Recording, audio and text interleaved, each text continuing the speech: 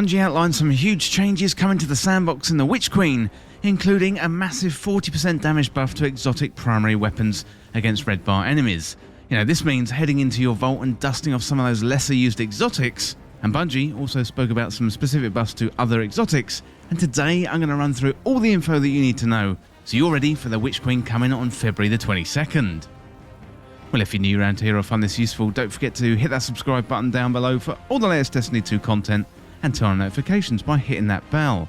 And roughly 98% of viewers who watch This Week in Video Games aren't subscribed, so subscribe today and never miss an update. Well, first up, we've got the big change here. So Bungie released a whole bunch of information last week in the This Week at Bungie update, and I went through the highlights of that yesterday, so if you missed that, do check that one out on the channel. Well, today I'm going to focus on the exotic weapons and their specific buffs, and here is one reason why plenty of people are getting excited about the upcoming sandbox changes, and this is related to exotic primary weapons, so here is what Bungie said. So exotic primary weapons and trace rifles aren't sufficiently stronger than legendaries for them to be worth bringing into hard PvE content, particularly against miners. Note that this change applies to all exotics that use primary ammo, and that includes most secondary effects, so e.g. perk-triggered explosions. So they've increased the damage versus miners in PvE by a massive 40%. Well, with that in mind, let's have a look at some of the best exotic weapons to either get out of your vault, or if you're a new player, I'll tell you how to get them.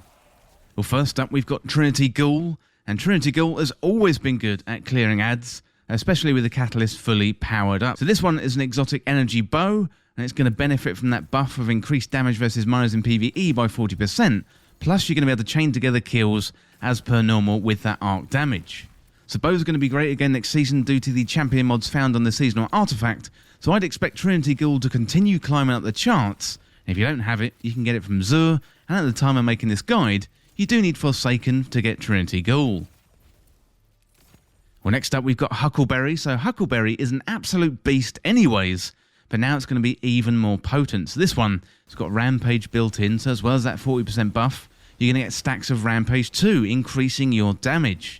You've also got the other perk called Ride the Bull, and that means an increased rate of fire and recoil when you're holding down the trigger, and kills with a rep and reload a portion of the magazine. So submachine guns are going to get some time in the sun in the Witch Queen, and Huckleberry has to be one of the most fun submachine guns out there. You can get this one from Zur when he's selling it, we could do Nightfalls or find exotic engrams, plus you can buy the exotic engram from Zur at the weekend.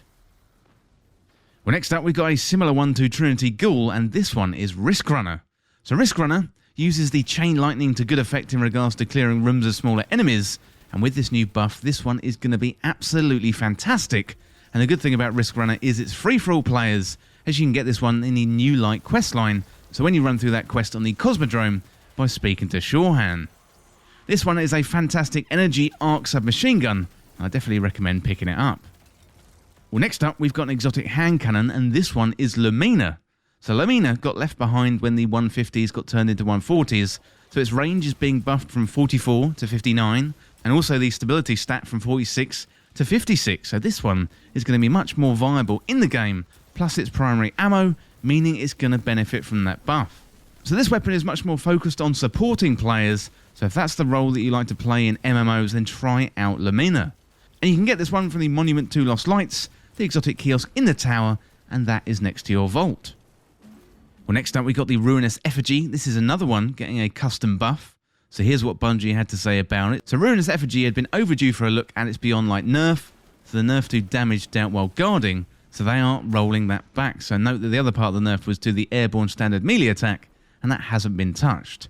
So they've increased the damage dealt by a Guardian with a Transmutation Sphere by 66%, and that's 30% against players. So the nerf before Beyond Light actually killed this weapon off. It's such a cool gun to have in Season of Arrivals, and it never really recovered from the nerf. But now with the nerf being rolled back, expect to see it once again. You can get this one from the Monument to Lost Lights in the tower, and it's next to your vault. And this one is probably one of the most unique weapons in the game. Definitely recommend trying it out because it's really, really good fun. You can basically shoot enemies, they turn into a little ball, you can pick up that ball and then dunk on other players and enemies. It's a whole load of fun.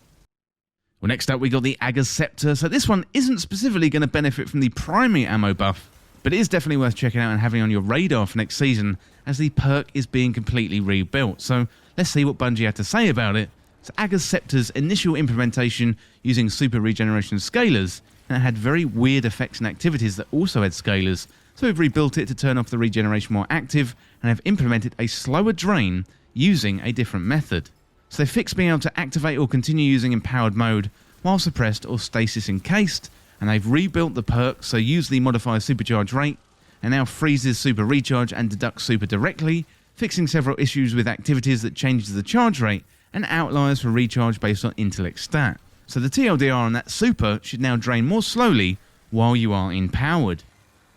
AGER'S Scepter was always a really strong one, and it's really good for stasis builds, so definitely recommend picking this one up, and you can pick it up by doing that quest in Season of the Lost. So if you're not sure how to start that one, I do have a specific guide on the channel, so if you just go to my page, search AGER'S Scepter, and you'll find the guide for how to get that weapon. Well, next up we got the Graviton Lance. This one is an exotic pulse rifle. It shoots primary ammo, meaning it's going to benefit from 2 buffs at the same time. So the primary ammo means 40% increase against red bar enemies, and also there's a flat 10% buff to pulse rifles. Also, this one is a void weapon, so I'd expect some nice integrations with builds in the coming season, so I imagine void is going to be front and centre in the Witch Queen expansion. Now, Graviton Lance has been great for a number of years, especially with the explosions that you get from precision kills. So if you don't use it now, I definitely recommend trying it, and you can get this one from Zoo when he's selling it, or from exotic engrams. And finally, we've got my number 1 exotic weapon to lock down for next season, and this one is Outbreak Perfected. So this one is another primary ammo pulse rifle, so again it's going to double up on the buffs. You know, this one is already one of the best weapons in the game, although it has flown under the radar recently due to the place of pulse rifles in the current sandbox. So fusions, linear fusions, auto rifles and hand cannons, they've been in the spotlight for some time, and pulse rifles have taken a little bit of a back seat, but it's got 2 very deadly perks.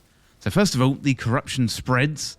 So this weapon creates Siva nanite swarms on rapid hits and precision kills. And then we've got parasitism, and this weapon does more damage to enemies based on the number of Siva nanites that attach to them. So these perks combined with the buffs, they're going to make this weapon rise up to the top of the charts once again. And I can remember a time where I simply wouldn't take this weapon off. You know, nothing else could take its place. I could definitely see that in the not too distant future. Well, let me know in the comments what you think of the exotic buffs coming, and which exotic weapons are on your radar going into the Witch Queen. Well, that is it for this look at the exotics to get due to huge buffs in Destiny 2 Witch Queen.